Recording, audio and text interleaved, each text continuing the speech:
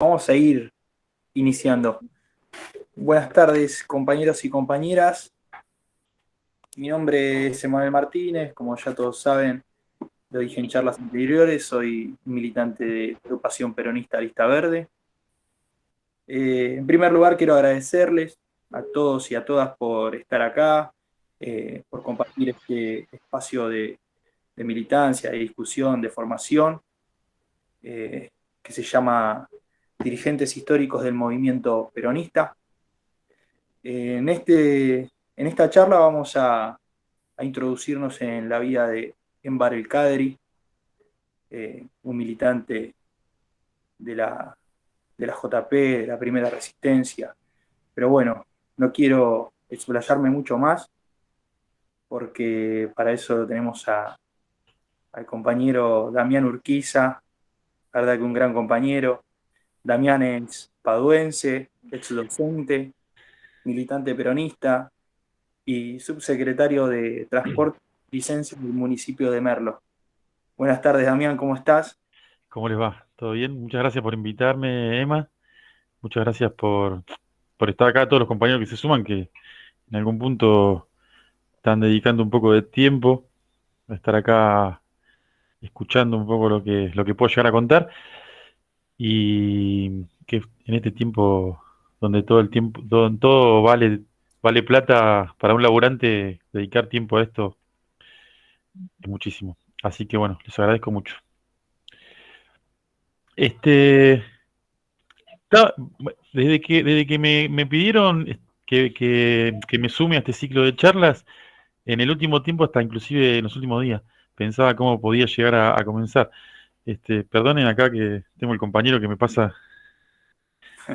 Eh, Enver El Kadri, si ustedes, o sea, si se remiten a su vida en términos concretos, nació en el año 41, el 1 de mayo del año 41, y murió en el año 98, a sus 57 años.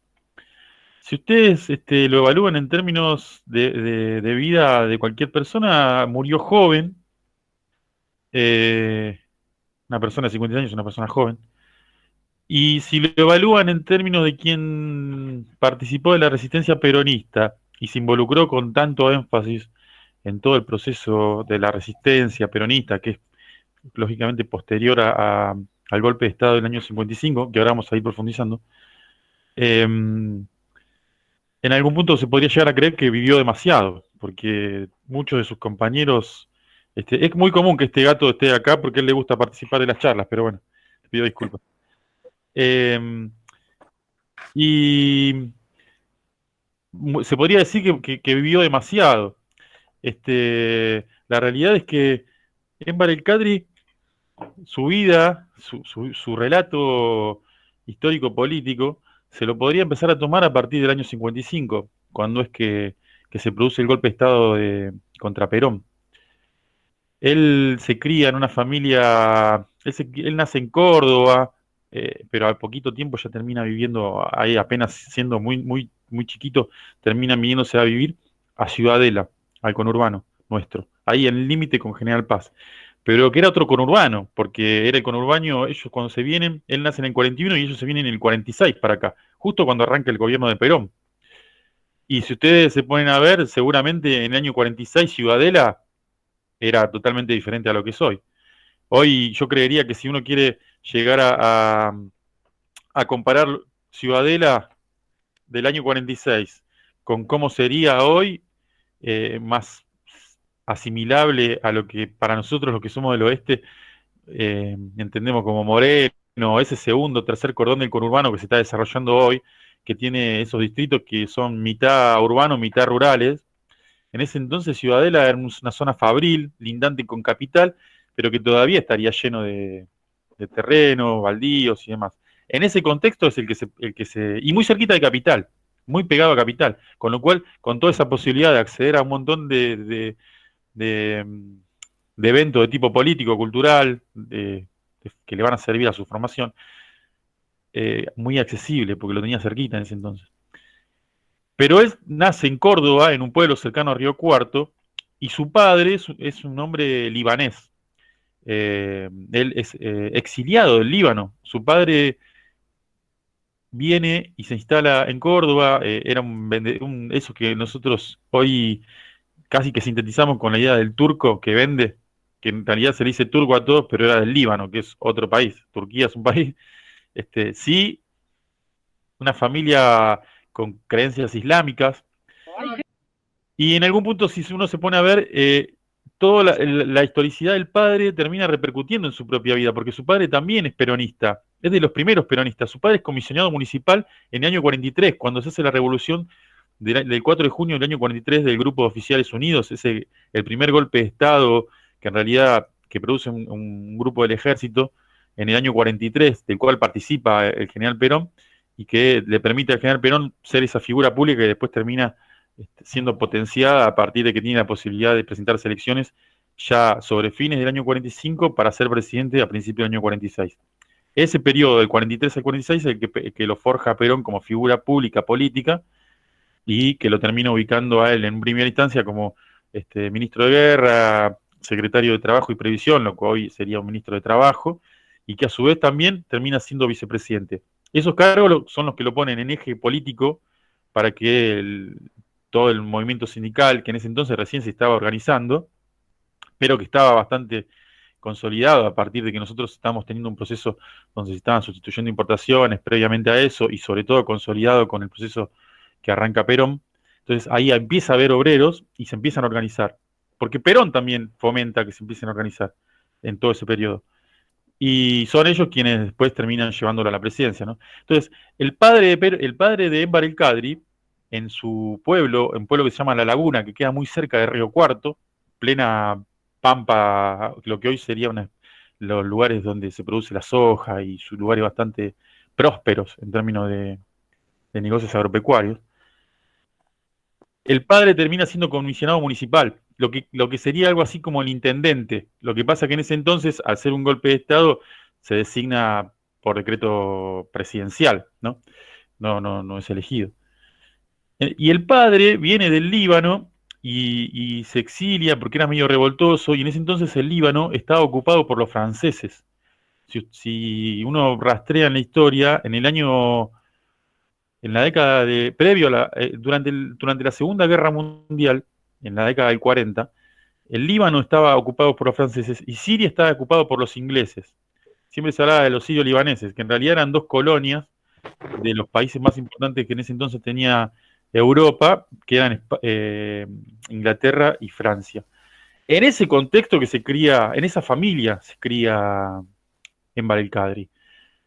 E inclusive incide también que en ese entonces su madre cosía en la casa, la madre de Enver el Kadri, que era descendiente de italiano, que cosía prendas, y la mujer de un militar le viene a decir, si no le ayuda, le enseña a coser, y es la que le recomienda que lo meta a estudiar en el liceo militar. En ese momento era muy común que los chicos terminen estudiando en el liceo militar porque había mucha diferencia en cuanto a la formación, e inclusive les servía porque daba mucho prestigio estar vinculado al ejército, no es como ahora.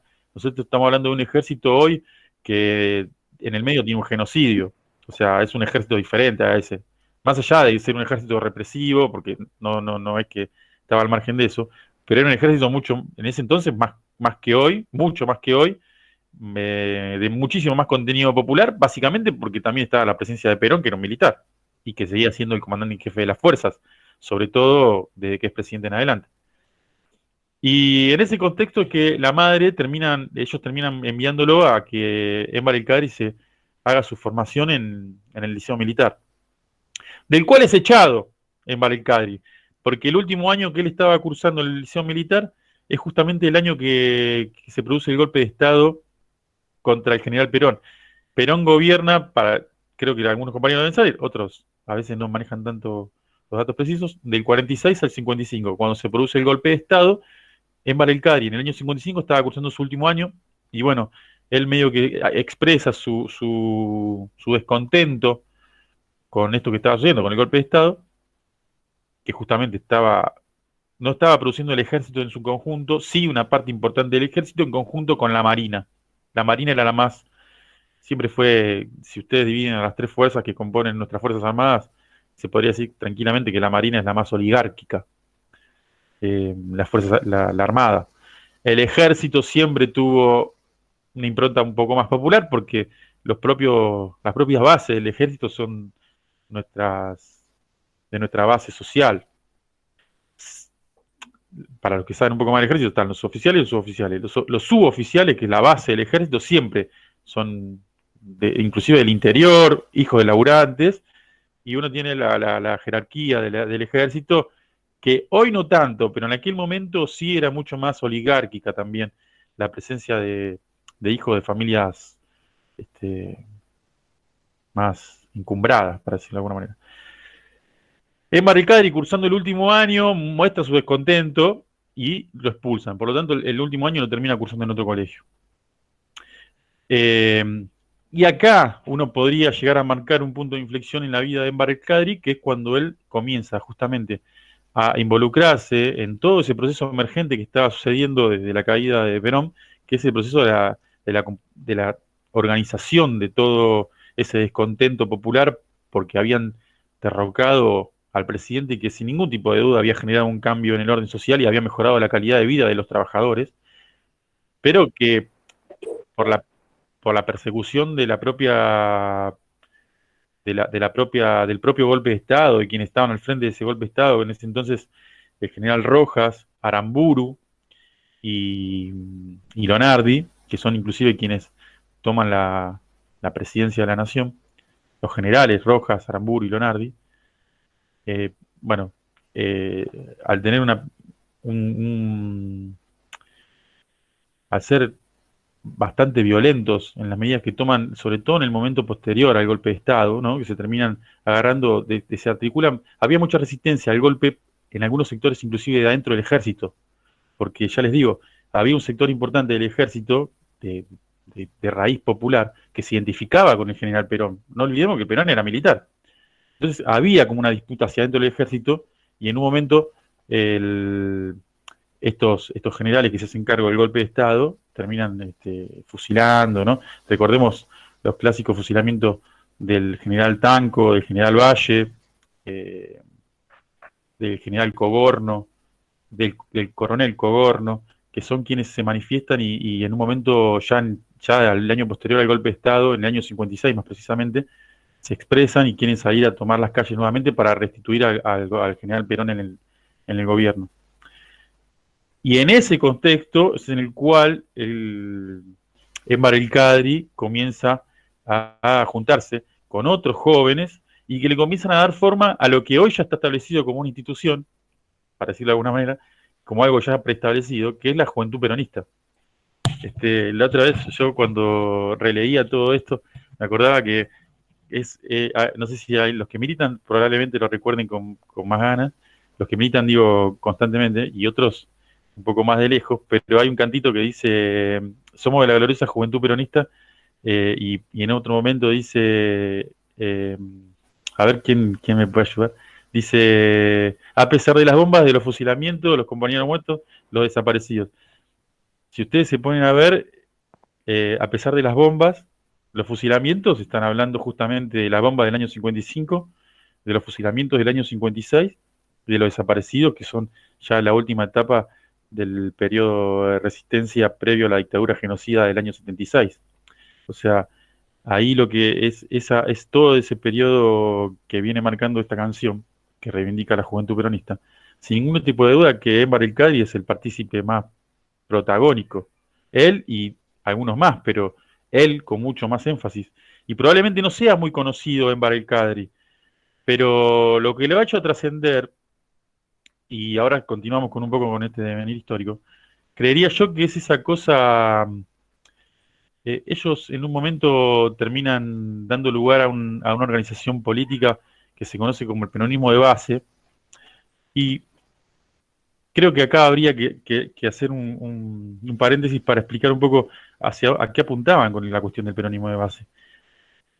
Porque a veces las agrupaciones quedan en nombres, y uno dice, bueno, peronismo de base, como si fuese... el peronismo de base en algún punto reivindicaba, como el concepto lo dice, la militancia de base. ¿Qué significa la militancia de base?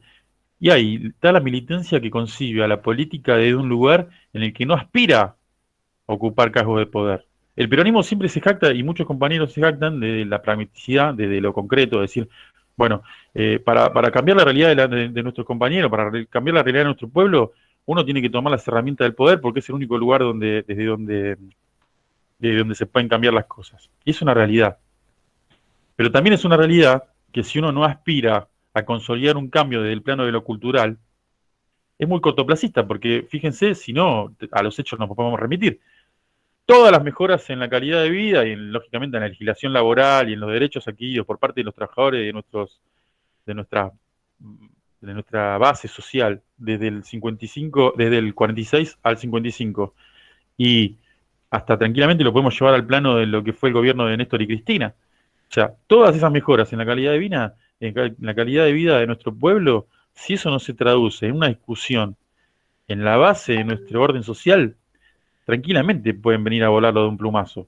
Porque más allá de que uno lo tenga como derecho adquirido y después salga a querer reclamarlo, si esa discusión y si esa militancia que se transmita de boca en boca y que nos convenza a nosotros de que del lugar que nosotros ocupamos en este orden social es el que si no nos organizamos desde nuestra condición de trabajadores, de nuestra condición de hijos de trabajadores, de nietos de trabajadores, de padres de quienes van a ser trabajadores, de nuestra condición de trabajadores, si eso nosotros no nos convencemos, no nos organizamos y no lo charlamos y no lo discutimos, eso tranquilamente nos pueden venir a desorganizar la vida, como decía Cristina. Porque si no hay una discusión de base en orden de lo social, tranquilamente pueden venir de un plumazo, quitarnos los derechos y a nosotros nos agarran desorientados y no sabemos para dónde salir. Entonces, el peronismo de base, como cualquier organización de base, lo que pretende es organizar a los que están abajo, a los que están en la base, para que en conjunto después se tome dimensión del proceso histórico que se está viviendo y que se entienda por dónde se va y que se sepa desde qué lugar nosotros podemos venir a plantarnos ante ese gobierno que nos quiere venir a sacar todo. No sé si se entiende lo que quiero decir. Pero, por ejemplo, tranquilamente se puede generar un paralelismo hoy con los movimientos sociales. Hay muchos cuestionamientos que pueden llegar a ver, tanto por derecha como por izquierda, hacia los movimientos sociales. Pero lo que vienen a hacer los movimientos sociales, bien o mal, es otro tipo de organización. O sea, uno podría generar una especie de antagonismo entre el tipo de organización que tienen, por ejemplo, los movimientos sociales, tipo el movimiento Evita, o no sé, la CETEP, o otros movimientos, y el que tenga cualquier otro espacio político, como puede llegar a ser desde la cámpora hasta inclusive un intendente, un gobernador. Probablemente el tipo de organización que tengan los intendentes, los gobernadores, hasta inclusive la cámpara, esté sostenido en esa necesidad de tomar los espacios de poder con la, con, con la convicción de que de ese lugar se van a cambiar las realidades. Lo que puede llegar a plantear un movimiento social es que no necesariamente se tienen que tomar las riendas del Estado. Los pueblos por sí solos se pueden llegar a organizar y a hacerse valer colectivamente de su lugar de pueblo. O sea, es como, he visto experiencias, sobre todo en los movimientos sociales del último tiempo, que se proponen vivir más allá del Estado, aunque después terminen usando una política de negociación para los programas sociales, pero en determinado momento conciben que tienen que aspirar a tener una especie de soberanía respecto del Estado, como que no tienen que estar todo el tiempo viviendo de los programas sociales, sino que tienen que generar sus propios recursos. ¿Cómo? Generando empresas gestionadas por los trabajadores, por ejemplo, por ellos mismos. El peronismo de base iba hacia ese lado, iba hacia la organización de la base social, iba hacia la discusión e iba hacia la militancia cultural, a que aspire a la consolidación de una nueva idea en el orden del social, sobre todo en la base. Y creo que si uno escucha después toda la historia de Enver el Kadri, va a ver cómo él sigue sosteniendo eso hasta el último día de su vida. Y creo que desde ese lugar es totalmente reivindicable, y justamente creo que eso es lo que le reivindican todos los que conocen su historia. Que es un tipo muy leal a sus convicciones, muy coherente a lo largo de toda su historia, y que nunca, por ejemplo, ocupó cargo público. O sea, Enver el-Kadri nunca tuvo un cargo público. Ha sido asesor de un diputado muy brevemente durante la década del 90, descontento por completo con el gobierno de Menem, lógicamente, y fue asesor en la década del 70, en el año 73, del rector de la Facultad de Derecho de la UBA, pero después no ocupó cargos públicos. Él se mantuvo al margen, e inclusive cuando ya él se va al exilio en el año 75, ahora volvemos para atrás para que no quede todo, todo desfasado, pero cuando él se va al exilio, él no tenía cobertura, como le llaman, no sé, los montoneros, por ejemplo, que se iban y tenían la cobertura de la organización y podían llegar a abastecerlo de recursos, inclusive de contactos, o inclusive de contactos no solamente para solventarse los gastos del viaje, o para poder salir y recibir una documentación que les permita salir al exilio sin correr riesgos, sino que también le conseguían laburos en Europa. Y Enver el-Kadri, cuando se va, tiene que trabajar en Francia de sereno de un teatro. Y que inclusive esa bueno, ahora después volvemos, pero esa posición de laburante y sobre todo vinculado al sector artístico es el que le va a permitir después desarrollar un nuevo tipo de militancia, que es la militancia cultural. Pero bueno, volviendo a lo que tiene que ver con el periodo de la resistencia peronista, es un periodo que va desde el año 55 básicamente hasta el año 73. La resistencia, ¿qué era? Se resistía los embates del establishment, del orden político-económico imperante en ese momento, que era regido bajo las dictaduras de nuestro propio ejército, pero que respondían a intereses extranjeros, ¿no es cierto? O sea, no eran nuestros ejércitos históricos, bueno, no siempre, ¿no? Porque yo siempre rescato eso. Nosotros tuvimos un ejército que fue el ejército de San Martín, hace 200 años, pero lo tuvimos. Por eso tranquilamente podemos llegar a tener un ejército en algún momento de nuestra vida que sea un ejército popular. Yo no a mí me cuesta a veces cuando se cuestiona, por ejemplo, al ejército, o se cuestiona a la iglesia. La iglesia, el ejército son instituciones y tienen disputas de poder en el seno de esa misma institución, y lo que expresa esa institución es quién ganó en esa disputa. Pero no necesariamente esa institución tiene que ser antipopular, porque sí. O sea, nosotros tenemos un ejército donde la facción antipopular ha triunfado y es la que termina al frente del ejército, que termina desapareciendo 30.000 compañeros. Pero tranquilamente podemos decir que cuando gobernó Perón, el ejército era popular, y cuando el ejército lo conducía San Martín, era un gobierno que estaba para la liberación de nuestra patria. Así que tranquilamente puede ser diferente.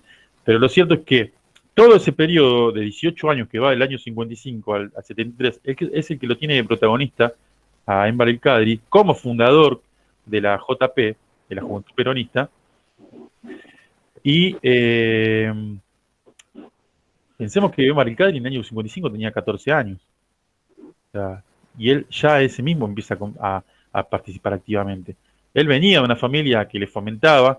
Hay un caso, ahí uno puede llegar a acceder, en internet está, pero hay libros, donde la madre de Enver el-Kadri, que creo que falleció hace muy poco, o sea, lo sobrevivió a Enver el-Kadri. Enver el-Kadri murió en el 98 y era una señora muy grande hace unos años, pero seguía. La madre lo acompañaba y le fomentaba la militancia. La madre y el padre. Inclusive cuando caía preso, cayó varias veces preso, y él, la madre iba y le llevaba comida, y era como y le fomentaba. Ella se ponía nerviosa, pero ella lo empujaba para que él participe, y estaba orgullosa de su hijo. Algo que todos los que fuimos militantes hubiésemos querido. Yo reconozco que mi mamá nunca me puso trabas, ni cuando empecé a militar de chico, pero la realidad es que siempre estaba la cosa del miedo, y en ese momento peor, porque en ese momento no volvías. Hoy, bueno, mi mamá se asustaba cuando yo salía a una marcha, pero hoy, qué sé yo, puede pasar. De hecho, ha habido represiones grandes en los últimos años donde ha habido muertos, pero no es lo más común hoy. En ese momento era mucho más común.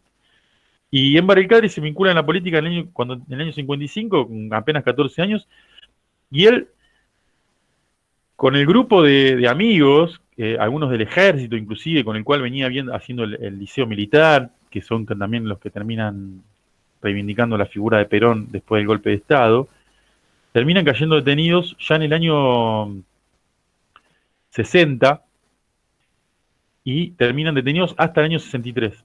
Todo eso en el marco de lo que durante el gobierno de Frondizi, el radical Frondizi, que termina haciendo un acuerdo con Perón, el peronismo estaba proscripto porque después del golpe de Estado, la dictadura se extiende desde el año 55 hasta el año 58, que llaman elecciones, ¿no? Y el único acuerdo que tenía con la dirigencia política de ese entonces, el ejército, era que el peronismo no se podía presentar a elecciones, estaba proscripto.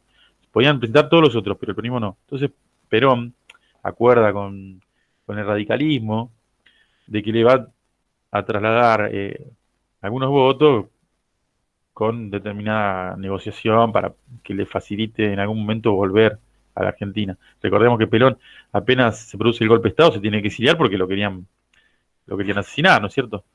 Primero se va a Paraguay, después se va a Venezuela y después termina su exilio en España hasta el año 73.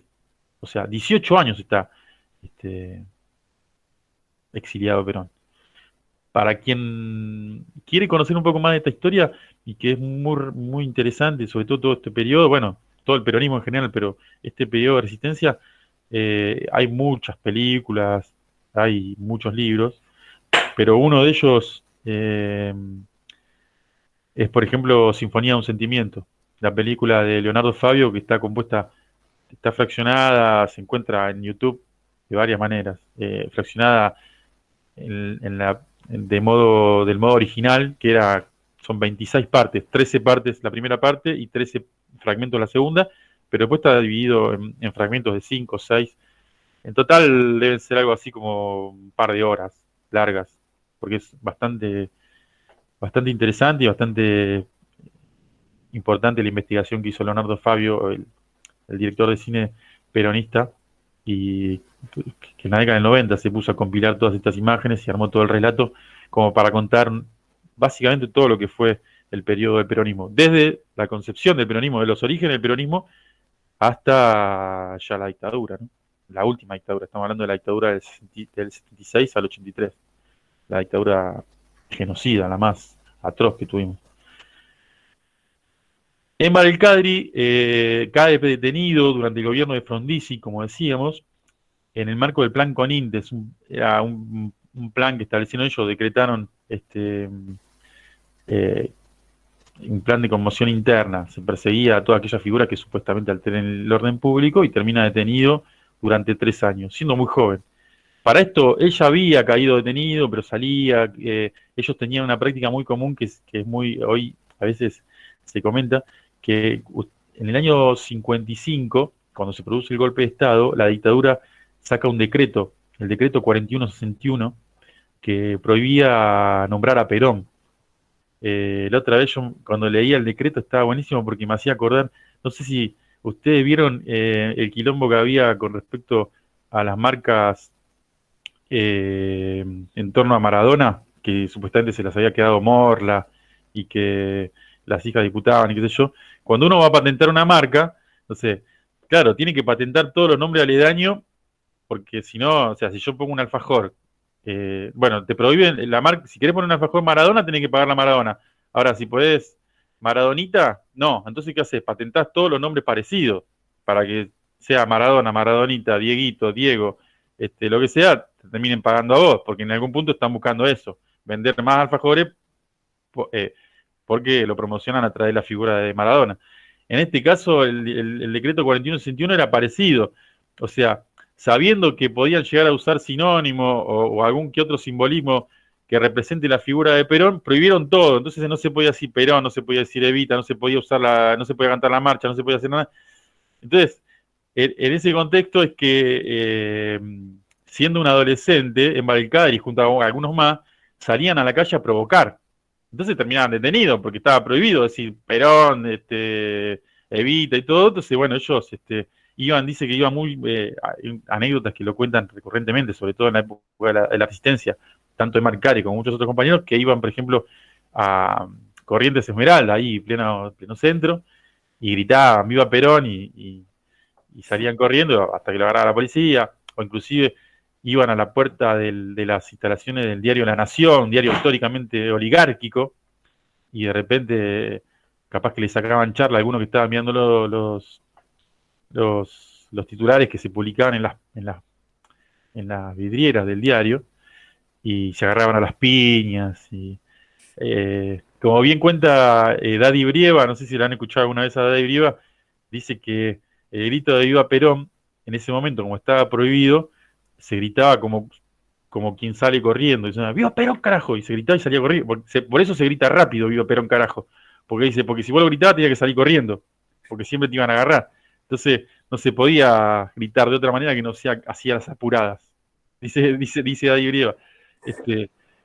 Y todo ese periodo es el periodo en el cual se forja esa convicción y en algún punto ese compromiso, que después va a decantar, sobre todo después de que cae detenido en Barilcadri, que pasa 3 años detenido, es el que va a dar lugar a la búsqueda de un proceso de organización de todo ese descontento político que había en la sociedad.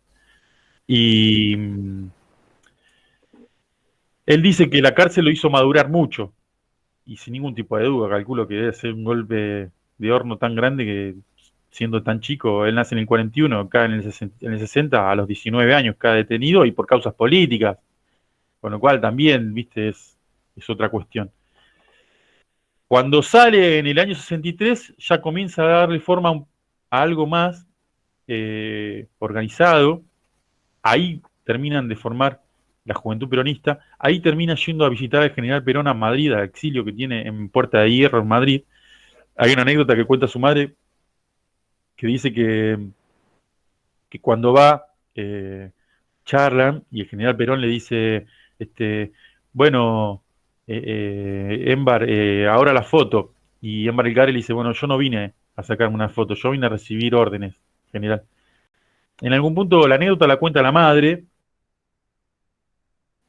sea cierta o no, un poco describe la esencia de lo que era Embalcare y un poco puede sintetizar esto que recién hablábamos del peronismo de base.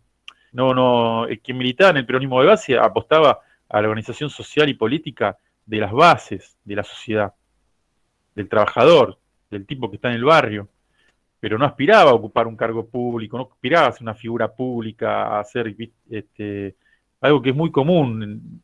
No quiero ser crítico, pero algo que se ha establecido como la base de la política en el último tiempo. Es como la política casi que uno puede, que en eso tiene que ver el orden social en el que vivimos, ¿no? Pero la política es como, uno puede generar un paralelismo con los jugadores de fútbol, ¿no? Es el nene de 6 años que juega bien y que el padre piensa que va a ser Messi. Entonces, ya lo viste como Messi y ya yo he visto chicos que los padres mismos le arman redes sociales y que el nene apenas debe saber escribir, y ponen acá jugando contra quién. Evidentemente es la madre o el padre que le escriben y le suben fotos. Bueno, en el último tiempo la política se ha reducido un poco a eso, a la foto y a la figura pública. Y la realidad es que ellos concebían la política desde otro lugar. O sea, porque ellos entendían realmente que, tal como dice el ex vicepresidente boliviano Álvaro García Linera, todo triunfo en el plano de lo político tiene que estar precedido por un triunfo en el plano de la cultural. Y, y para que esto suceda, tiene que haber discusión. Para que esto suceda, tiene que haber formación. Para que esto suceda, tiene que haber una convicción que se sostenga en eso, en la discusión y en la formación. O sea, todos nosotros acá estamos, en este momento, estamos tratando de discutir y después estaremos de acuerdo o no, pero estamos tratando de entre nosotros ponernos de acuerdo en función de algo. Y eso va a generar mucha más solidez para todos nosotros que para cualquier otro que se vaya a sacar una foto y que un día quiere ser candidato del partido de Cristina y otro día quiere ser candidato del partido de Macri y otro día quiere ser candidato de no sé quién y otro día no sé qué cosa, porque básicamente conciben a la política como un negocio o que conciben a la política como ser famoso. O sea, y entonces Ojo que también nos vamos a poner de acuerdo porque somos todos peronistas. Probablemente si ahora hablamos con alguien del otro lado, por lo general yo cuando tengo alguna charla o algo, me me dan argumentos incoherentes de por qué el peronismo es malo y por qué el liberalismo es bueno. Pero no dan el brazo a torcer y no siempre el diálogo no siempre el diálogo fluye, Damián. Acá No porque todos siempre, tenemos más o menos la misma idea. no siempre, y sobre todo en el último tiempo, porque es verdad que los medios de comunicación han jugado un papel muy importante para fraccionar a la sociedad y, y en ese sentido han exacerbado la discusión y la han llevado a un plano irracional. Y nosotros creo que somos partícipes de esa irracionalidad. Entonces, cuando nosotros tomamos, es mi postura, pero cuando nosotros llegamos a extremos, a veces, bueno, quienes acá está Mica, bueno, no sé si hay más que ha estudiado carreras más vinculadas a la comunicación, y a veces tenemos una materia donde nos tiran herramientas para argumentar. Y a veces dice, bueno, una le tiene que reconocer, ¿viste? Como para tratar de persuadirlo y que baje la guardia, y cuando baja la guardia, ahí entra el trompazo argumentativo nuestro, ¿viste? Entonces, el problema es que nosotros nos cerramos, y cuando es como dos peleas de dos boxeadores que están con la guardia arriba, no hay una sola piña o hay piña a la guardia, ¿viste? Dentro de una Entonces no bala, entra una claro. sola piña, y entra una bala. Entonces, habría que buscarle la vuelta. Yo también creo que, por ejemplo, en ese sentido, de lo que dice Álvaro, también yo creo que, esto es una apreciación mía y que puede llegar a generar polémica. Yo creo que a veces en el último tiempo y sobre todo con la apreciación de las grandes, de las redes sociales, de los medios de comunicación que están muy presentes en nuestra vida y demás, se nos meten muchas discusiones, ¿no? Que a veces no tienen tanto que ver con la discusión esencial. Enver El Kadri y su grupo hacía mucho énfasis en lo que tiene que ver con la contradicción principal, que para la política es elemental. Y en eso hacía mucho hincapié quienes lo reivindicaban a Enver El Kadri. Decían, nunca se equivocó, nunca confundió al enemigo, dicen, de Enver El Kadri. Y él siempre, hay un discurso de la década del 90, del año 95, él muere en el año 98, o sea, poquitos años antes de morir.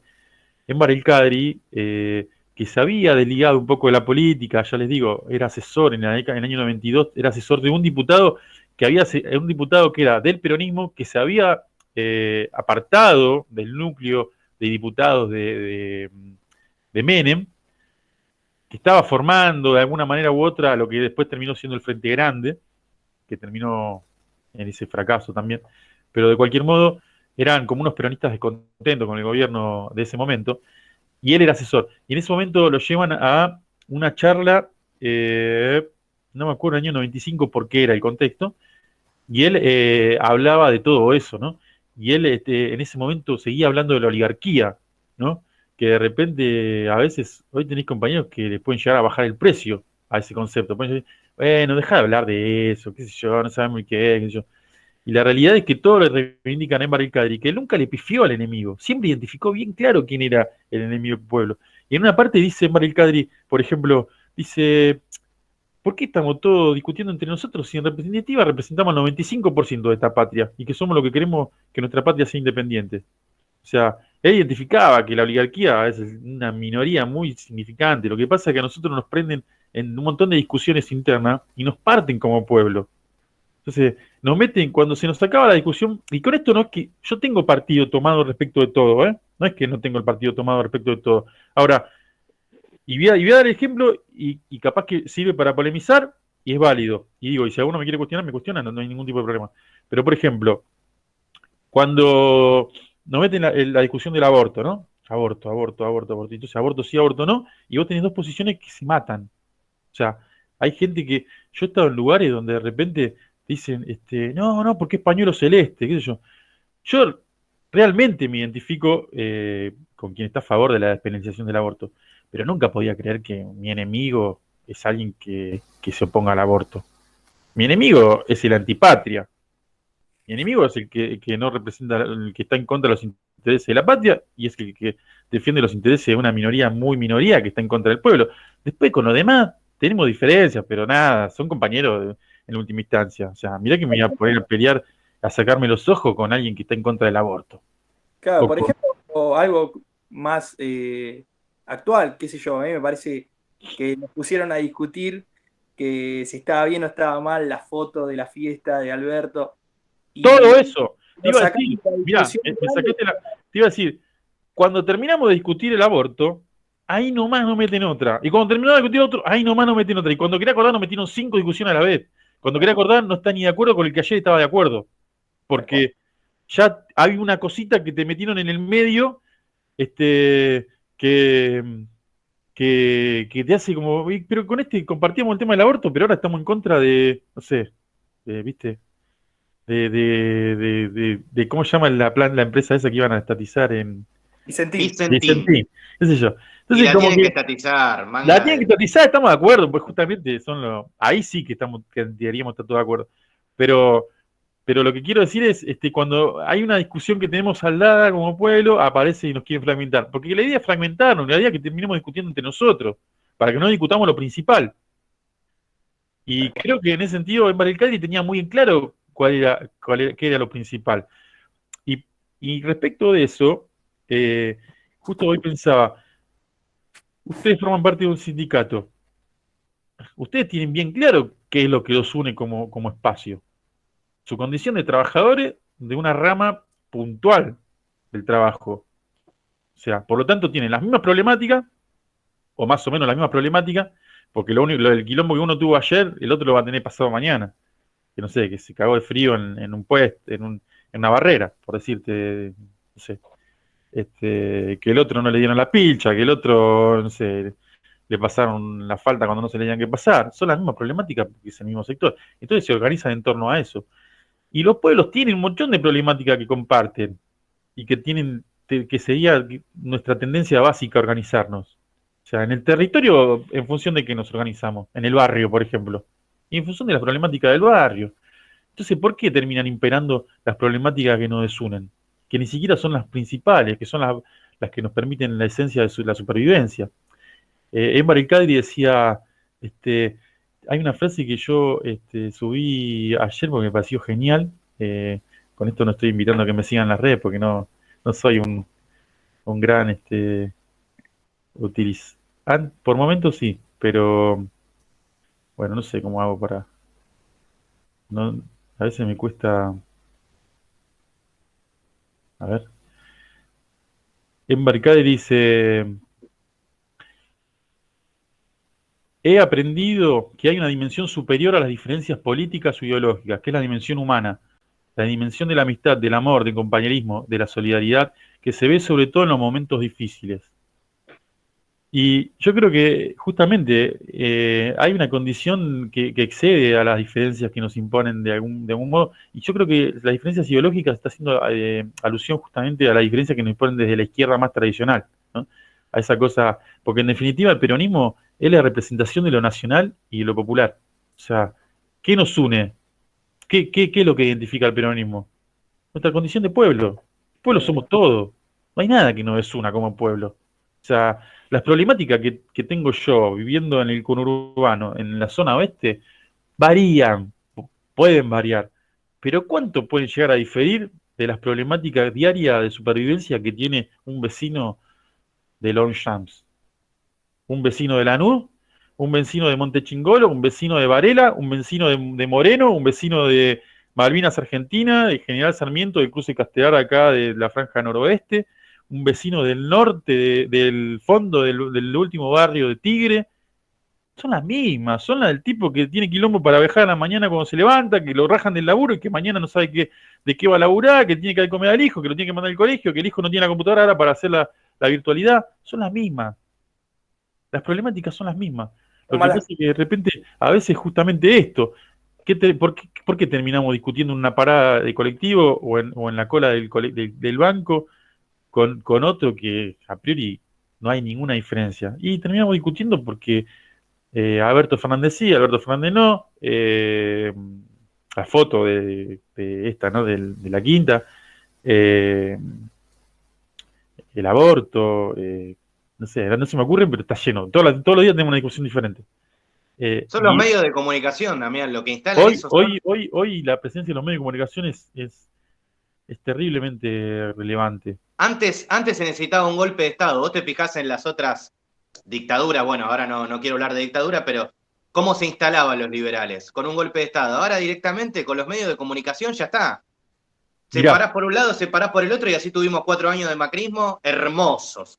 es muy, Una cosa de loco. es re interesante lo que planteás en términos de ese paralelismo con respecto a las dictaduras y los medios de comunicación, porque a pesar de que hoy terminan siendo el mismo poder que se va rearticulando y que se va haciendo, pero yo siempre hacía una especie de comparación de los procesos de censura de la información en la época de la dictadura, en las épocas dictatoriales, eh, te dicen qué decir y qué no. Entonces, de repente, si vos querés decir algo que altere el orden establecido, que afecte los intereses de los más poderosos, no lo podés decir, te lo niegan. Hoy, ¿cómo actúa la censura en épocas de grandes medios multimediáticos? Cortan la información. Te sobreinforman. Entonces, ¿qué pasa? Cualquier cosa es válida. Entonces, vos que venís a plantear, hacer un planteo quizá relevante o que va al corazón del poder establecido, es idéntico, o por lo menos para la opinión pública, sobre todo porque los medios juegan ese papel, puede tener el mismo valor y lo ponen al lado de la opinión de Cintia Fernández. Entonces, vos que fuiste, no sé, te dedicaste a estudiar, taca, taca, taca, y dijiste, acá está el problema. Entonces va a decir, porque acá los grandes medios, no sé qué, y Cintia Fernández dice otra cosa y es lo mismo. En el diario está tú lo que vos dijiste y al lado está lo de Cintia Fernández y del otro lado tenés lo que dijo Amalia Granata. Entonces, quedó en el medio, o sea, quedó totalmente pasa. Antes te tenían que callar, ahora ni te tienen que callar, porque tu voz queda totalmente desfigurada en el medio de esa gran vorágine de voces que todos pueden decir cualquier cosa y que todo es lo mismo. O sea, ya no necesitan ponerte un pistón en la cabeza y decirte, mira, eso no lo digas. Ya no necesitan romperte el diario, censurarte o cortarte la transmisión. Ya ahora la censura pasa a través del bombardeo de información a partir del cual todo es lo mismo y todo tiene la misma validez. Por lo tanto, todo no vale nada. Porque todos podemos decir cualquier cosa. Claro, Y, tipo como el DIPI, como una voz autorizada, claro. porque aparte después a ellos, o sea, son totalmente funcionales, DIPI, ese tipo de personas. Pero también lo que pasa es que yo creo que nosotros tenemos que, yo creo que nosotros como pueblo, como peronismo, ¿no? Es mi idea, ponernos por encima de eso, porque a veces la idea de nosotros como espacio político hoy, por ejemplo, es, no sé, el DIPI dijo esto, entonces nosotros le sacamos a Palito Lescano, que es cumbiero y que tiene Nacional y popular. Claro, pero no, porque justamente le estamos dando entidad al DIPI. O sea, lo estamos generando como o sea, ellos sacan esto, nosotros sacamos esto. No, o sea, yo creería que va por otro lado, creería que va como poniéndose por encima de eso, de esa realidad, tratando de dar otro tipo de discusión, qué sé yo, tratando de ir a las bases. Lo que pasa es que, miren, justamente, eh, si nosotros ponemos a ver eh, todo el tipo de organización que proponía Enver el Cadre, como ponen todos los compañeros que proponen una organización de base, sin ningún tipo de duda que es una organización de tipo largoplacista. O sea, Enver el Cadre lo tenía bien claro. Es cualquiera que se ponga a organizar al pueblo eh, en cuanto a organización de base, sabe que es un tipo de organización política que lo va a acceder en términos históricos, que bueno, vas a ver los frutos necesariamente porque es algo que te va a pasar. Nosotros estamos de paso en esta vida. Si ustedes se ponen a ver, no sé, el Imperio Romano surgió en el siglo VII antes de Cristo y perduró hasta casi 500 después de Cristo, 1200 años. O sea, quien organizó el Imperio Romano, si la vida de los humanos no pasa de los 70 años, 80 años. O sea, son tipos de organización que te exceden a vos como humano. Pero creería que realmente si nosotros tenemos ganas de dejar algo en este mundo, y obviamente que tenemos que aspirar a vivir bien porque vivimos una sola vida, pero si realmente tenemos las ganas de dejar algo, hacerlo apostando a algo que nos va a sobrepasar en términos históricos, en términos de, de años. Por eso está bueno pensarlo como para dejar algo mejor para los hijos, para quienes tengan hijos, ¿no? Perdón, Sí, pero sí. retomando un poco lo que decía Dami, esto de ponernos por encima, ¿no? Lo que se nota mucho quizás últimamente y con el devenir del 2015 para acá, es que la comunicación ha tenido un auge superador a quizás a estructuras anteriores Y no ha habido dentro del peronismo esa cosa de cuestionarnos, bueno, en qué fallamos, qué hicimos mal, en qué podemos mejorar. Sí, quizás en el periodo 2015 hubo esa cosa de decir, bueno, en esto fallamos, por esto perdimos. Y otra vez, quizás con esta pandemia que nos azotó a todos y que nos llevó a todos de una forma tan particular, se evidencia mucho más la comunicación porque obviamente la gente terminó encerrada dentro de su casa y una vez que prendes la tele, como quien dice, sos pollo. Pero en esta cuestión también hay que empezar a reinterpretar o poder interpretar nuevamente a las audiencias o a los públicos, porque es como decía Damián también en parte, no todos vamos a pensar lo mismo, pero no por eso no lo vamos a creer, porque tenga 2 comentarios negativos hacia lo que es el peronismo, sino que está ahí también la parte de la persuasión. Creo que en lo que fue la pandemia tenemos un claro ejemplo de lo que fue la vacunación, nos bombardeaban 37 veces en menos de un minuto, todo el tiempo en los medios de comunicación, pero ibas al territorio y sabías lo que pasaba, y hoy tenemos el plan de vacunación más grande de la historia, porque supimos cómo hacerlo a través de la territorialidad y supimos cómo comunicarlo, porque nos pusimos por encima de esa discusión tan banal.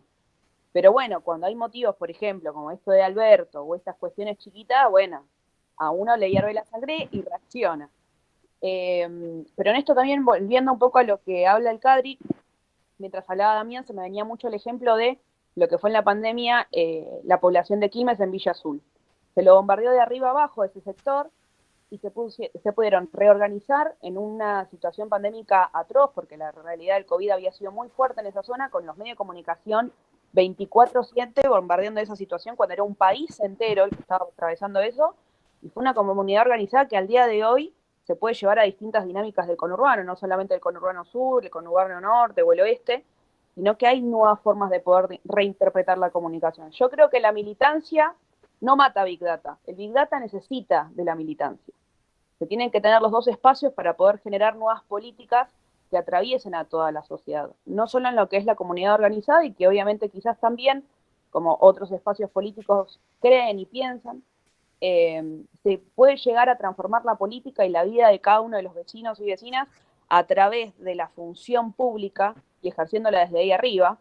Yo coincido en varias cosas con el Cadre, es una persona que me gusta mucho, me ha gustado mucho, junto con Saúl Gualdini, en esta cuestión de las comunidades organizadas. Creo que cuando hay una organización y cuando hay una comunidad que se organiza y busca el bien común, puede ser la mejor transformación para toda una estructura social que se necesita de la primera línea, siempre, evidencialmente.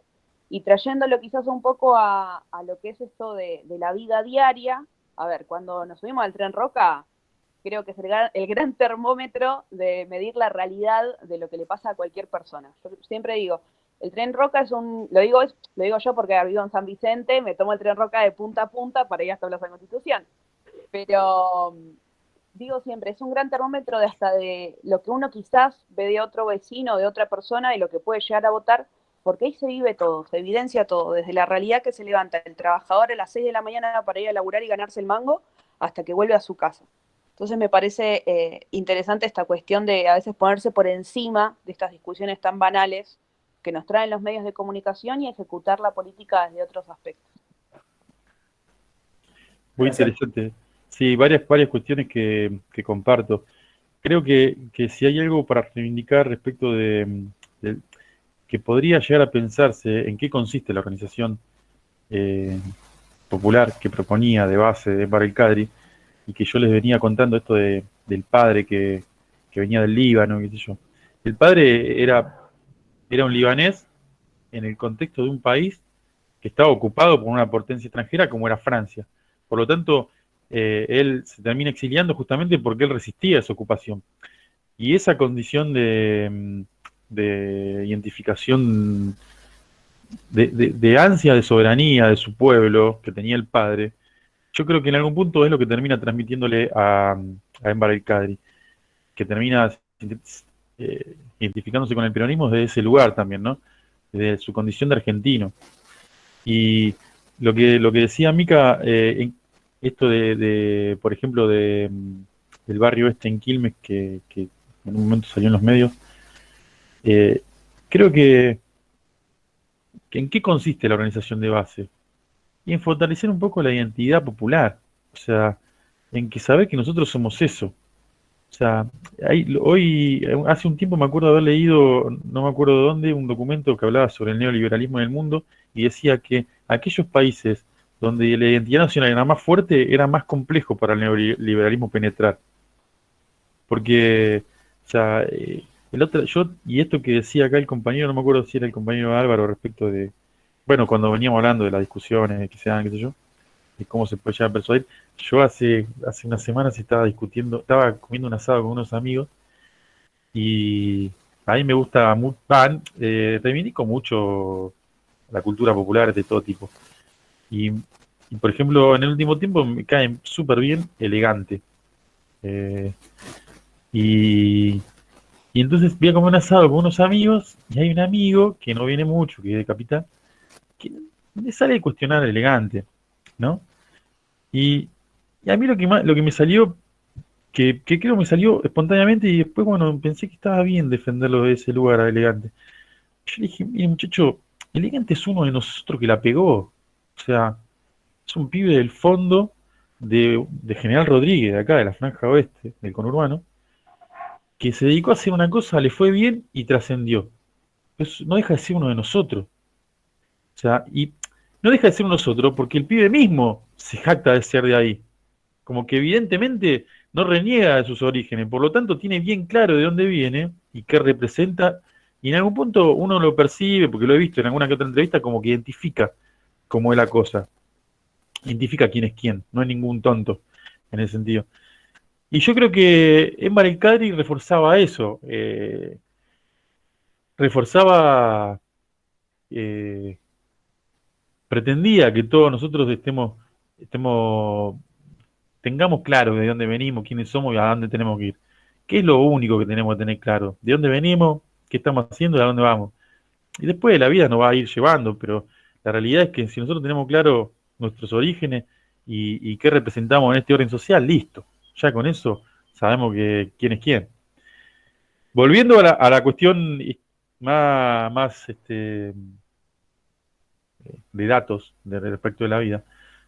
Bueno, como bien decíamos, termina preso del año 60 al 63, se junta con Perón en Puerta de Hierro, vuelve, y ellos terminan organizando lo que es el peronismo de base, y terminan dando forma a un espacio que después termina por una concepción que ellos tenían, que después Embaricari se arrepiente, y justo Mica hablaba de la autocrítica, y Embaricari tiene un libro que se llama Discusiones en el exilio, que lo hace con otro compañero, con Jorge Rulli, que también es un gran referente de la resistencia peronista y de la conformación de la primera juventud peronista, allá por la década del 60, con Embar el Cadri.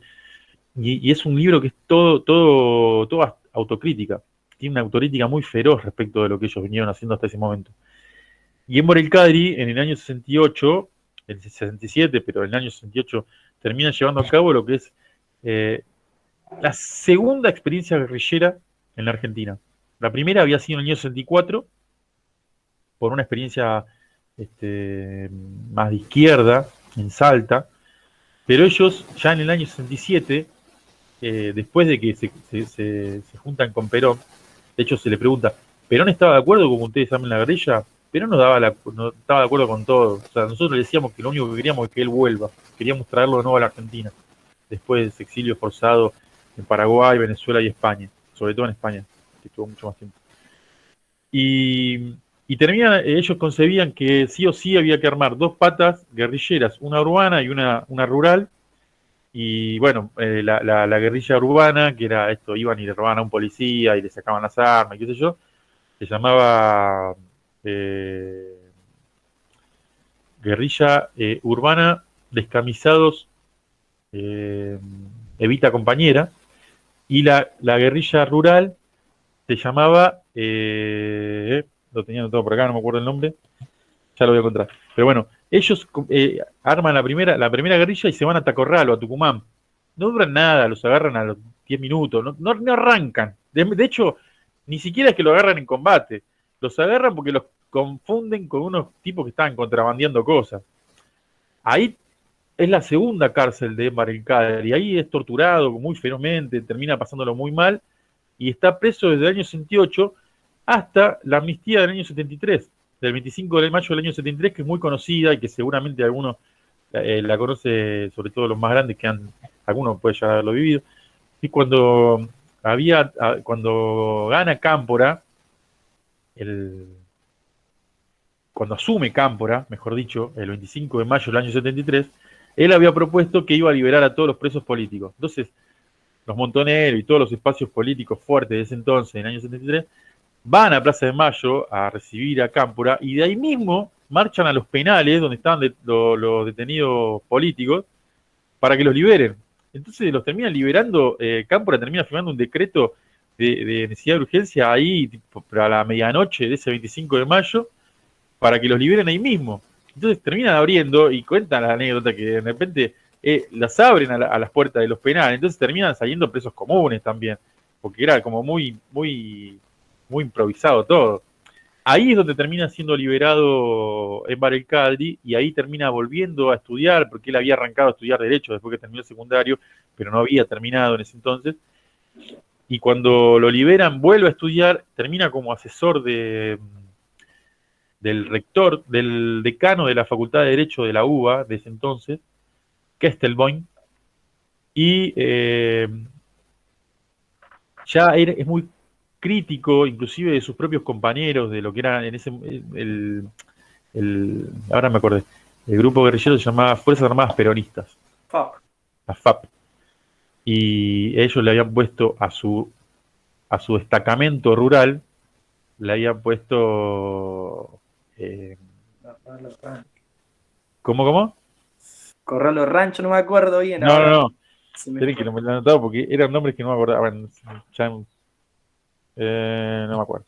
Lo leí hoy, pero no. Sí, lo tenía anotado. Porque me quería acordar el nombre, porque estaban buenos los nombres. El que tenía el destacamento urbano y el destacamento rural. El destacamento urbano era Descamisados Evita Compañera y el destacamento rural, ya me voy a acordar.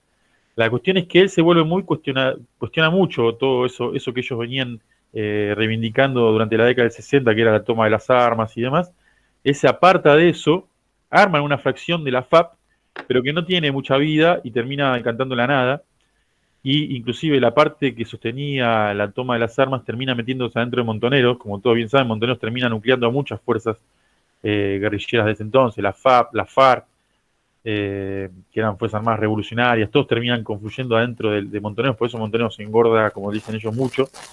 Y él se vuelve muy crítico, es más, a veces se lo asocia con los Montoneros, pero nunca participó ni estuvo cerca de los Montoneros. Es más, él es muy crítico. Es muy crítico en el año 74, es muy crítico en el año 75 hasta cuando se va, y es muy crítico durante todo el exilio y cuando vuelve. Él nunca se identificó con eso. Es más, él tiene palabras más bien agresivas con respecto a la dirigencia montonera. En todo momento, con la vuelta mucho más. Y él se aparta de esa concepción porque él piensa que esa disputa, él concebía que ese tipo de propuesta armamentística por fuera de lo que era la identidad del pueblo era simplemente funquismo vanguardista. Era como mantenerte al margen de lo que reivindica la población. Y por otra parte, él dice que las armas estaban solamente para el periodo donde ellos luchaban por la vuelta de Perón, pero ya con la vuelta de Perón, ¿a quién le van a contra quién van a sacar las armas? Si ya ellos estaban luchando justamente porque vuelva Perón y Perón volvió. Entonces no tenía sentido que sigan utilizando las armas. Por otra parte, piensa que tenían toda la de perder. Eso él dice que él lo ve cuando ellos después de Tacorralo caen detenidos y se dan cuenta que justamente tenían toda la de perder tomando las armas en ese momento, que iban a entregarse para morir. Y en ese sentido cuestiona muchísimo la conducción de Montoneros, y por eso es que él cuando se va al exilio, termina un exilio medio pobretón. Él termina yéndose primero, termina saliendo vía Uruguay y Brasil, todo por tierra, lo llevan al Líbano, donde él tenía un tío, y justo llega para el año 75, y en el año 75 mismo el Líbano es invadido por Israel, por lo tanto también entra el lío, y ahí se va para España. Y en Madrid no tenía cómo vivir y estaba buscando de qué solventarse. Y ustedes recuerden que estamos hablando de los 75, 76, 77, cuando él está en Madrid, Y nuestra dictadura del año 76, la dictadura presidida por Videla, tenía gente en los lugares donde se sabía que había muchos exiliados, porque trataban de chuparlo para traerlo para acá, o de hacerlo cagar en ese lugar, ¿no? Tenemos varios desaparecidos, tenemos muertos en Francia, tenemos muertos en Perú, tenemos muertos en varios lados. En el Perú y en estos lugares acá del conurbano era en el marco del Plan Cóndor, pero allá había el centro piloto París, que era una especie de centro clandestino de detención que había en Francia, que había armado nuestra armada, obviamente en connivencia con los ejércitos de Francia, ¿no? Y con las fuerzas, con los gobiernos de esos países. Recordemos que en ese entonces España estaba gobernada por Franco. No era el más demócrata que uno pueda llegar a imaginar. Y a Enver el Kadri lo secuestran en Madrid. Estaba tomando un café en un bar y reconoce a las personas que la van a secuestrar, y eran militares de la Armada, de nuestra Armada. Estaban allá secuestrando o tratando de averiguar información de algunos compañeros que estaban exiliados, pero lo terminan largando, y ahí es cuando él termina yéndose a París. Y en París termina sobreviviendo, termina juntándose con artistas, con gente de la política, que lo terminan invitando a formar parte de una experiencia donde él toma el rol de sereno en un teatro en París. Y es ahí donde uno puede llegar a concebir que el devenir de la vida de Enver el Kadri continúa en el marco de la lucha y de la resistencia y la convicción fuerte por las causas de los pueblos, pero que termina tomando un poco más la impronta de la militancia cultural. Y él ahí termina involucrándose con un grupo de artistas. Por ejemplo, él es el que organiza una marcha en París, en plena dictadura nuestra, por los 100 artistas desaparecidos. Él termina organizando una asociación que llamaba AIDA, que era una asociación que nucleaba a los artistas que eran víctimas de la represión en el mundo, y que hacía base ahí en Francia. Entonces, cuando él se vuelve a la Argentina, de toda esa militancia cultural y de todos esos contactos que va formando, es lo que permite venir a la Argentina, seguir con esa militancia en el marco del orden de lo artístico, de lo cultural, y a su vez termina ligándose a esos sectores para ganarse la vida, porque como bien les decía, Enver el Kadri nunca ocupó un cargo público, y era uno más. Sí, es verdad que su familia no era de plata, pero tenía un comercio, su padre, después cuando se vienen para acá, para Buenos Aires, era un libanés así muy emprendedor de lo comercial. Entonces como que tenían, por lo menos para solventarle, para tirar una soga a él. Y de hecho él podía bancar, de hecho su familia bancaba a muchos compañeros que estaban en el exilio, por ejemplo a las parejas de sus compañeros en el exilio, su madre y su padre los mantenían a veces, los llevaban a la casa de ellos, porque ellos estaban más o menos bien. Pero a pesar de eso, cuando vuelve, tiene que volver a ganarse el mango. Y de hecho es como que vuelve a buscar laburo. Ahí termina siendo asesor de un diputado en el año 92, pero es más bien como productor artístico vinculado a Pino Solanas. Pino Solanas lo tiene, al cineasta, que después fue senador y que murió hace poquito en Francia de COVID, el año pasado. Y bueno, él lo termina conociendo a Pino Solanas en Francia, y cuando se viene para acá, como él era un tipo muy, muy inteligente, muy organizado, muy emprendedor y tenía muchos contactos en el ámbito de lo artístico, Pino Solanas lo toma como productor y participa, es el productor general de 3 películas de Pino Solanas, del exilio de Gardel, de Sur y El viento, si no me equivoco, la película. De las películas más importantes de Pino Solanas, bueno, salvando otra película que tiene que ver de Pino Solanas, que en realidad es una entrevista, que es la entrevista que le hace a Perón, actualización doctrinaria para la toma del poder. Esa es una gran entrevista que le hace Pino Solanas y Octavio Bettino en el exilio de Perón en Madrid. Esa es muy buena. Les recomiendo esa también. Y bueno, es así como él se empieza a vincular con el sector artístico, empieza a sobrevivir de esa manera. O sea, sostiene su militancia política sin estar orgánico bajo ninguna organización, sobre todo, estamos hablando del año de los fines de los 80, principios de los 90, simpatizando. En un momento tiene las ganas de armar una especie de agrupación que se llamaba, que a mí me pareció un buen nombre, inclusive para armar algo ahora, que se llama Peronistas al Frente, y que era una organización que se iba a enrolar por dentro del Frente Grande que se le plantaba a Menem en ese entonces, y que él consideraba que ese Frente Grande le faltaba peronismo. Entonces él quería una agrupación que se llame Peronistas al Frente por adentro del Frente Grande. Y era interesante el planteo que tenía. Y es en todo este contexto donde él se involucra con la cuestión artística, trabaja de productor, y él empieza a hacer una especie de militancia en el plano de lo cultural y termina llevando a Miguel Ángel Estrella, por ejemplo, el pianista argentino que también estuvo exiliado, lo empieza a llevar a, no sé, a dar conciertos a Monte Chingolo y así. Inclusive es en ese contexto, en una gira con esta orquesta de Miguel Ángel Estrella en Tilcara, en Jujuy, donde él termina muriendo. Enver El Kadri muere el 19 de julio del año 98 en Tilcara, en Jujuy, en el marco de una gira con Miguel Ángel Estrella. Él ya había tenido alguna experiencia en la segunda detención después de Tacorralo en el año 68. Él tiene un paro cardíaco en la tortura, en la Picana, inclusive casi se muere, se salva de casualidad y se ve que son secuelas que uno termina cargando para el resto de su vida, ¿no?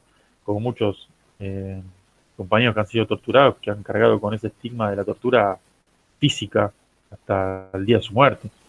Y después se dice que él tiene otro infarto previo a ya trabajando de productor artístico, porque tiene una desaveniencia con Pino Solanas. Hay quienes dicen que Pino Solanas lo termina estafando.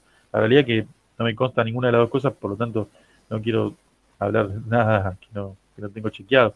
Sí que hubo un problema y que supuestamente después de eso él tiene un infarto que termina debilitando su corazón para que después del 19 de junio del año 98 termine muriendo el Tilcara. Un poco a grandes rasgos, esta es la vida de Enver El Kadri. A mí me quedan más los análisis, las ideas, más que los hechos. Se pueden decir miles de cosas de Enver El Kadri. Vivió una época muy alborotada, no para la Argentina solamente, sino para el mundo. Si ustedes ven todo el periodo de su desarrollo político, que se podría sintetizar en el periodo de la resistencia peronista, sobre todo, desde el 55 al 73, si ustedes ven los hechos que se producen tanto en Argentina como en el mundo, son miles. No sé si ha habido un periodo histórico que haya tenido tantos hechos significativos y emblemáticos como tuvo esa época. Se puede arrancar desde la Revolución Cubana del año 59, pasando por la crisis de los misiles que genera la discordia entre Estados Unidos y Rusia en el año 61, la muerte de Kennedy en el año 61, la muerte del Che Guevara en el año 67, el Cordobazo en el 69, el asesinato de Aramburu en el 70. Hay muchos hechos. Y esa época, el Mayo francés, ¿no? Donde se expresa la juventud. El asesinato de Allende en Chile. El asesinato de Allende en Chile en el año 73. Toda esa época es en la que Enver El Kadri desarrolló su vida. Y me quedé una cosa que no dije. El Kadri es el apellido, obviamente, de origen libanés. Enver es el nombre. Y Enver es el nombre que le pone su padre, que su padre se llamaba Khaled. Y que inclusive no se lo aceptaban en el registro civil de Río Cuarto, entonces se lo van a poner a otro pueblo para que se lo acepten. Me quedó porque a veces esos nombres que son muy complejos, a veces no saben ni cuál es el nombre y cuál es el apellido, uno cuando no lo tiene ni siquiera identificado, ¿no? Entonces, en definitiva, todos lo conocían como Cacho. Él era Cacho El Kadri para los compañeros. Y así murió, siendo Cacho El Kadri. Y me queda una frase que es muy común, muy conocida, la frase de Enver El Kadri, porque él, ya, como bien decíamos, es muy autocrítico, se volvió muy autocrítico, y él dice que los montoneros, por ejemplo, nunca iban a reconocer que habían perdido. Los montoneros siempre, hasta última instancia, estaban pensando que tenían que volver, por eso la contraofensiva, porque la contraofensiva no es, ellos consideraban, la contraofensiva ya en plena dictadura, en el año 79, cuando ya los montoneros estaban totalmente desarticulados y la conducción de montoneros estaba en el exilio, ellos, como no concebían que habían perdido, pensaban que estaban para volver, o sea, no daban por perdida la guerra. Uno, cuando hace una guerra, si no se da por perdido, si se da por perdido, se rinde. Y si no se da por perdido, tiene que planificar cómo vuelve a combatir. Y una de las posibilidades es organizar una contraofensiva, ¿no? Entonces los montoneros organizan una contraofensiva hacia el año 79. Ya recordemos que la dictadura nuestra había arrancado en el 76 y que ya para el 78 se había cargado a buena parte de los militantes. O sea, si ustedes se ponen a ver, diría que la mayoría de los desaparecidos de esa dictadura se dieron entre 76, 77 y 78. En el 79 todavía había desaparecidos. Yo nací en el 79. Pero ya eran mucho menos y ya después de los 80, para la vuelta de la democracia, ya eran más bien escasos. El grueso de los desaparecidos se produce en esos primeros 3 años. Por lo tanto, ya Montoneros está totalmente desarticulado y su conducción estaba en el exilio, porque tanto Galimberti, Firmenich como Perdía y toda la conducción de Montoneros estaban o en Italia, en Francia o en México. Y entonces Enver el Cadri dice, ¿qué contraofensiva? No se asumían como que habían perdido. Pensaban que todavía podían seguir combatiendo, o eso le mentían a su propia base y los mandaban al muere, dice Enver el Cadri. Y por eso es que hay una frase que lo sintetiza mucho, y con esto más o menos podría llegar a cerrar y seguimos charlando en función de lo que me puedan llegar a plantear o preguntar o el debate que se arme. Enver el Cadri dice, perdimos, no hicimos la revolución, pero tuvimos, tenemos y tendremos razón de intentarlo. Y ganaremos cada vez que aparezca un joven que entienda que no todo se compra ni se vende y tenga ganas de querer cambiar el mundo. Esa es la idea, esa es la frase que lo podría llegar a sintetizar a Enver el Cadri, esa militancia por querer cambiar el mundo y haciéndole entender a la juventud que no todo se compra ni se vende. Hoy que todo se compra y se vende, o que pareciera ser que todo se compra y se vende, y que todos se compran y se venden, Enver el Cadri pareciera ser una figura totalmente anacrónica, fuera de la historia, una figura fuera del tiempo. Pero para quien yo, ponele 2021 y a mis 41, sigo entendiendo la política de esa manera. Probablemente gracias a esas figuras que te van dejando esa estela, ¿no? Como Enver el Cadri y como muchos otros. Y ojalá que acá, en esta época que estamos viviendo nosotros, surjan muchos otros Enver el Cadri, aunque parezca mentira, pero estoy convencido que pueden llegar a surgir, que vayan dejando, ¿no?, esa estela para que de acá a 20, 30 años surjan otros más, y así, cuando quiera acordar, el triunfo popular sea inevitable. Eso quizá lo único que tengo para decir. Muchas gracias, Damián. La verdad que estuvo muy bueno el debate, los compañeros participando. Creo que Enver es un personaje apasionante. Vivió su vida de militancia con unas ansias de lograr organizar a las bases, como decías vos. Convencido, un optimista, un ejemplo,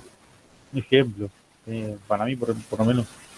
Y quizá estas charlas, por lo menos en el caso de Enver el Cadri, bueno, hay otras figuras que también son bastante poco conocidas, ¿no? Ponele Rodolfo Walsh, para los que estudiamos un periodismo común, pero para el resto de la sociedad no tanto. Y lo que está bueno de estas charlas, por ejemplo, de Enver el Cadri, de Rodolfo Walsh y muchos otros, es que capaz que les sirva como disparador porque después cada uno busque y se interiorice. Hay, por ejemplo, yo les recomiendo, bueno, hay películas, hay libros, hay un libro que se llama La Voluntad, que ahí lo conocí yo a Enver el Cadri. Es un libro que son 3 tomos que parecen pesados, pero se leen muy fácil, porque son historias muy bien relatadas, que escribió el periodista Caparrós, Martín Caparrós, que hoy es medio sí, hoy a veces opina y a veces es medio, pero ese libro está bueno. Lo escribió con Eduardo Anguita, que fue un militante del ERP que estuvo detenido 10 años, del 73 al 83. y que en Guita escribe en algún lado hoy todavía. No sé, creo que está en Diario Argentino, si no me equivoco. Tipo muy interesante también. Está ese libro, y después hay películas. Eh, Hay varias películas. Hay una película puntualmente sobre la vida de él que es un documental sobre su vida, que sintetiza todo esto y mucho mejor, que estábamos hablando, que está en el portal Cinear, no sé si lo tienen. Sí, Es como un Netflix argentino público, así que si lo quieren buscar, se tienen que registrar nada más. Y es buenísimo ese portal, porque tiene todo cine nacional, tanto documental como películas de ficción, y que es público. O sea, uno tiene que registrarse nada más. Eso fue creado durante el gobierno de Cristina. Después medio que no le metieron muchas fichas durante el macrismo, creo que apostaron a cerrarlo, pero era como mucho. Entonces lo dejaron, pero sin nada, sin financiación. Y quedó, sé que no le subieron nunca. Y ahora lo busqué y está. Y está la película sobre la vida de Enver el Kadri. Después hay muchas películas de la década del 70 que son interesantes. Como bien le decía, la de Pino Solanas, de la charla que tienen con el general Perón. La charla de 1971. 71. 71. Acá el compañero Carlos Villar hace grandes aportes. Seguramente también él tiene muchas para recomendar. el compañero Carlos va a ser el orador de la próximo encuentro. ¿De qué figura? John William Y Cook. vamos a hablar de John me acuerdo. William Cook, que tiene nombre de whisky, pero es nacional. Es verdad. El nombre ni te imaginás que era uno de los más grandes peronistas de la historia, porque pareciera ser más inglés que otra cosa. Imagínate Tiene más nombre de pirata que... Cuando en la escuela uno da una clase y vamos a hablar de un gran defensor del proyecto nacional, John William Cook. Vamos de nuevo. Vamos, no este de acá. Lo desconcertá. Obvio. Sí, bueno, Enver el Kadri dice, a él cae detenido después de la experiencia de Taco Ralo. Ellos son detenidos el 19 de septiembre del año 68. Y él, en todas las entrevistas, lo dice, y lo dice la madre también, en una entrevista. Sé que era muy común ese dato. Dice, el día que murió John William Cook. El gordo un tremendo. Tremendo jugador. Sé que ellos lo tenían como una gran referencia, ¿no? Toda esa juventud, porque cuando ellos son pibes que se están involucrando en el periodo de resistencia peronista, el gordo Cook ya había sido diputado del primer peronismo. Totalmente. O sea, el diputado más joven en aquel momento. El diputado más joven, de un cuadro. Entonces, de repente, ellos se reidentificaban seguramente con él. Él venía de otro lado, ellos eran más de lo que ponían en el pecho, y el gordo era como un cuadro, un cerebro, ¿no? Sí, además, el gordo procede de lo que llamaba el radicalismo fuerte. Cuando se incorpora al peronismo, de los radicales fuertes que están con Homero Mansi, entre otros, vienen de ese sector. Claro, él viene del sector del radicalismo. Claro. Del radicalismo irigoyenista. Claro. Exigente. Claro, era la parte nacional de los radicales. Se consideran revolucionarios, vos dijiste una palabra, revolucionario, porque radical viene de raíz, justamente. Bueno, estos son un cachivache, es decir, no los podemos calificar como radicales.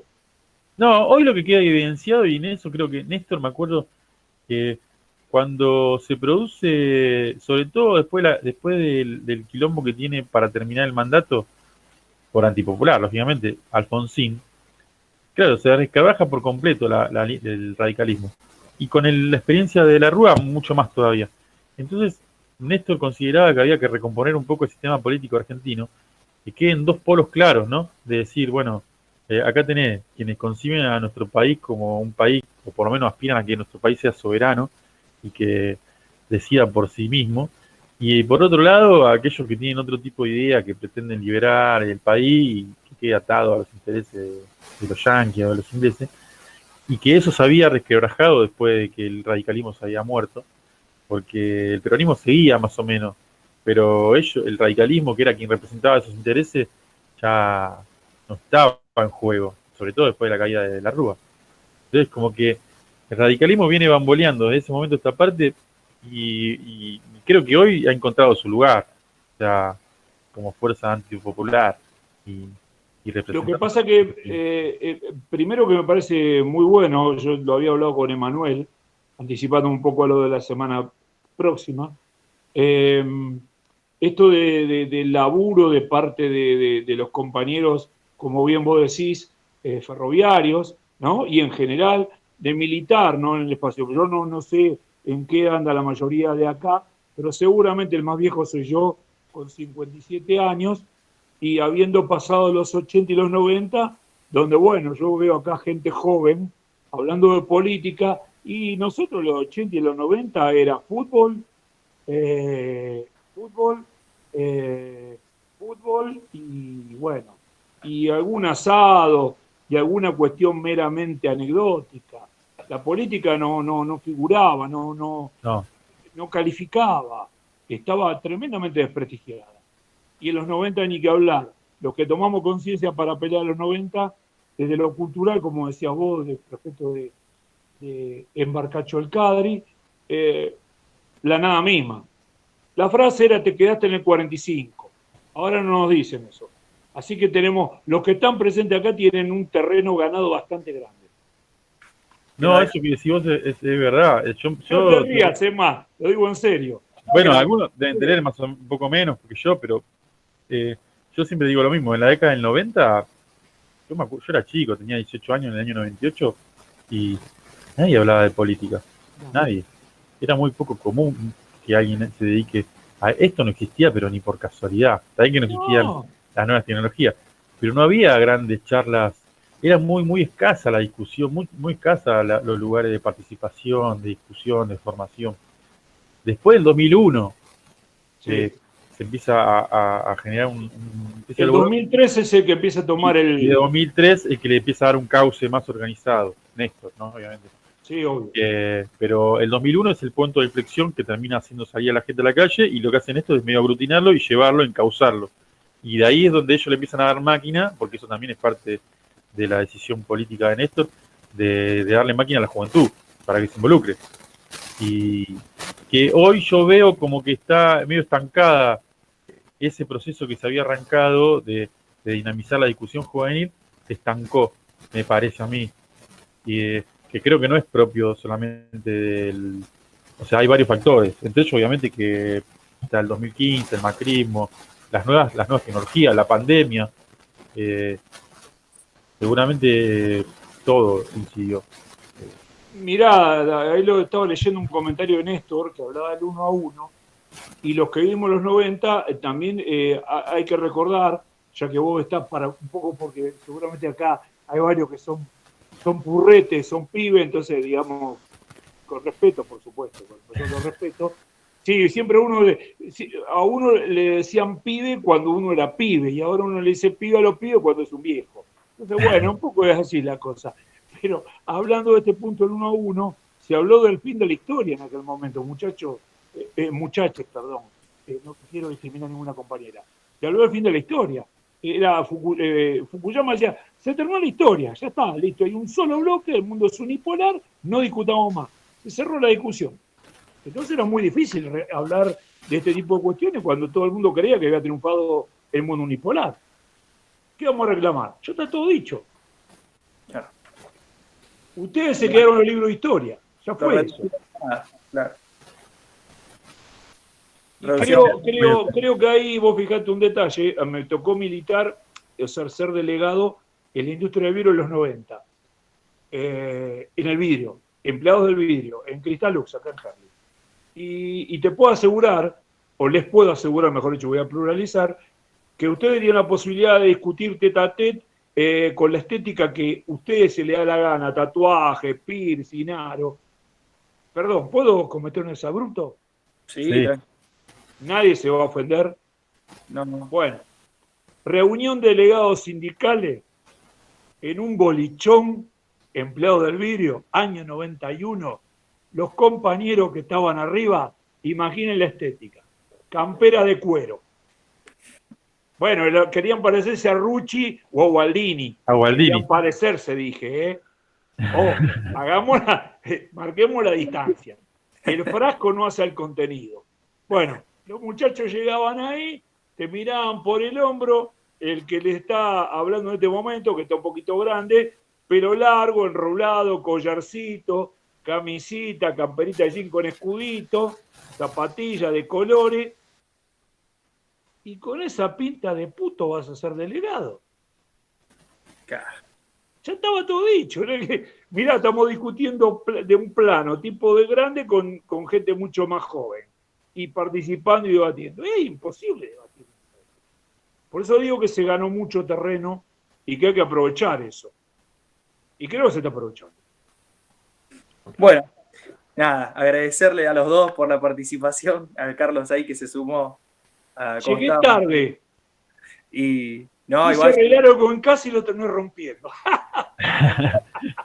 Ahí son más hombres de ahora que de antes, viste que los de antes sabían hacer todo. No, y ahora... ahora lo tengo que terminar de reparar, pero no quería, le había prometido a Emma que iba a entrar y estaba a las puteadas con un caño de ventilación y dije, lo dejo y después entro y después lo termino. Antes que sea de noche.